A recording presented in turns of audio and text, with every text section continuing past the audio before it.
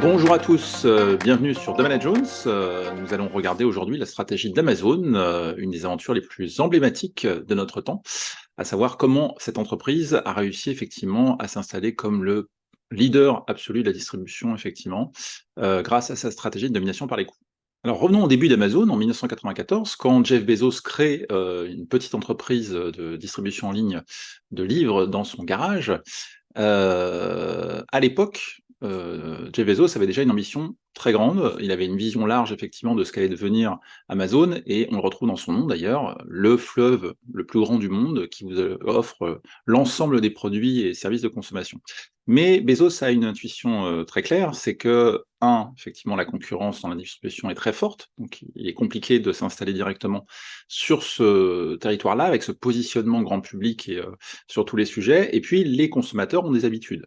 En cherchant effectivement à s'imposer comme, un hyper distributeur, ça peut aussi faire peur. Donc Jeff Bezos choisit une stratégie très originale de focalisation en choisissant le produit qui va être le plus facile et le plus pertinent pour le consommateur à distribuer, grâce au e-commerce. Et donc il choisit le livre, qui est un produit facilement stockable, peu ou pas périssable, et dont la distribution grand public, dans la distribution, l'élargissement, la démocratisation de la distribution que permet le e-commerce, va permettre de diffuser une bonne image. Et c'est ce qui permet de s'installer effectivement dans le e-commerce avec une image de start-up innovante. C'est la bonne image du dénicheur introuvable.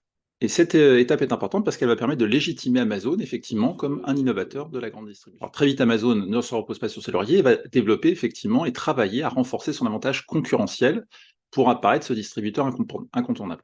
Donc, un des éléments clés de la stratégie de domination par les coûts d'Amazon, parce que c'est le choix effectivement que Bezos fait pour son entreprise, c'est effectivement la logistique. Donc ils ont un grand maillage d'entrepôts et effectivement de centres logistiques qui vont permettre de distribuer dans toutes les grandes villes américaines. Fort de ce réseau et de son savoir-faire en matière effectivement de préparation et de livraison des commandes, la firme exploite d'abord pour elle-même effectivement, mais aussi pour d'autres entreprises. Donc elle renforce son effet d'expérience, c'est-à-dire la compréhension effectivement des processus liés à la gestion logistique, et elle contrôle une énorme infrastructure stratégique qui lui confère une situation très favorable face à ses concurrents. Aujourd'hui, la logistique, effectivement, est quelque chose de clé pour apporter de manière très rapide, effectivement, des produits un petit peu partout dans le monde, et puis ça donne effectivement une position centrale. Donc ce savoir-faire ne s'arrête pas là, puisque l'entreprise a investi aussi massivement dans l'automatisation de ses entrepôts. On peut voir sur internet d'ailleurs des vidéos effectivement qui montrent la coexistence entre salariés et robots, automatisés qui gèrent effectivement les entrepôts, qui déplacent les produits, qui les réallouent. Une des clés d'Amazon effectivement, c'est l'optimisation sans cesse renouvelée effectivement de la meilleure gestion de l'espace, des processus de flux, demande de produits et sortie de produits d'entrepôt, mais aussi de gestion efficiente effectivement des entrepôts. Et donc il y a des algorithmes qui permettent effectivement d'optimiser ces espaces, c'est pour ça que vous avez jamais les mêmes stylos ou les mêmes cahiers au même endroit, ça dépend effectivement des places disponibles et de cette rentabilisation d'espace que les robots permettent, avec les algorithmes, de mieux gérer. Alors, dans une stratégie de domination par les coûts, généralement, on va essayer effectivement de réduire au maximum ses coûts, l'ensemble de la structure de ses coûts sur effectivement l'ensemble de sa chaîne de valeur, tout en essayant effectivement d'avoir un avantage concurrentiel. Mais ce qui est intéressant, c'est que Amazon travaille aussi effectivement à la création de poches de trésorerie, à travers quelques zones rentables effectivement de son activité. La première et la plus importante dans son histoire, ça a été celle du cloud, d'Amazon Web Services, donc qu'elle a développé d'abord pour elle-même, pour pouvoir générer effectivement des infrastructures qui permettent de tenir effectivement son e-commerce. Et donc domaine d'activité qui a été extrêmement rentable pour Amazon et qui lui a permis effectivement d'investir. Et puis Prime, donc son système d'abonnement qui permet effectivement aux consommateurs de diminuer ses frais de livraison et en même temps de bénéficier effectivement de programmes vidéo gratuits.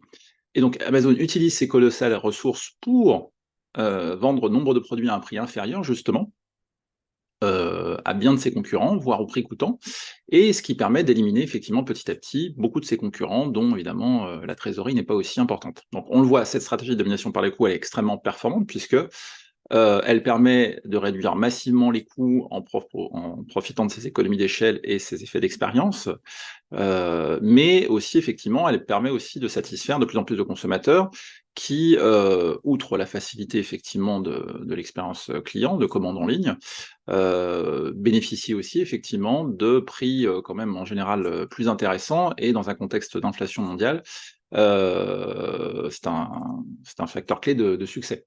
Mais Amazon ne s'arrête pas là, l'entreprise investit aussi dans ses propres gammes de produits, donc puisant dans l'immense réserve de données collectées sur sa plateforme justement, pour, investir dans les produits, les plus demandés, les plus rentables et créer effectivement une concurrence directe avec ses propres fournisseurs de marketplace. Et donc Amazon poursuit sa fidélisation client grâce, finalement à ces, données collectées, grâce aussi effectivement à une satisfaction client qui est, sans cesse, travaillée et optimisée et en baissant finalement le coût de publicité puisque, Amazon, n'a plus besoin d'investir dans la publicité, qui lui paraît effectivement beaucoup moins, efficace sur internet puisqu'elle a un écosystème captif sur lequel elle comprend de mieux en mieux effectivement ses clients grâce aux données collectées. Alors aujourd'hui, on peut voir qu'Amazon, d'un point de vue corporate, poursuit sa stratégie de diversification puisqu'elle ouvre également des centaines de magasins en dur, en particulier des librairies, des supérettes, des, showrooms pour ses livreuses Kindle. Elle se développe dans à peu près tous les territoires du monde, que ce soit en Europe, en Inde ou en Chine. Donc comme dit Scott Galloway, un professeur de marketing, bientôt tout ce que vous achèterez, à commencer par vos provisions alimentaires, transitera bientôt sur le seul circuit qui s'appelle Amazon. Après Standard Oil au 19e siècle et au 20e siècle, Amazon, le nouveau leader absolu sur la distribution. C'est tout pour cette semaine, merci d'avoir suivi cette vidéo, n'oubliez pas de liker ou de vous abonner, et à bientôt sur Domain Jones.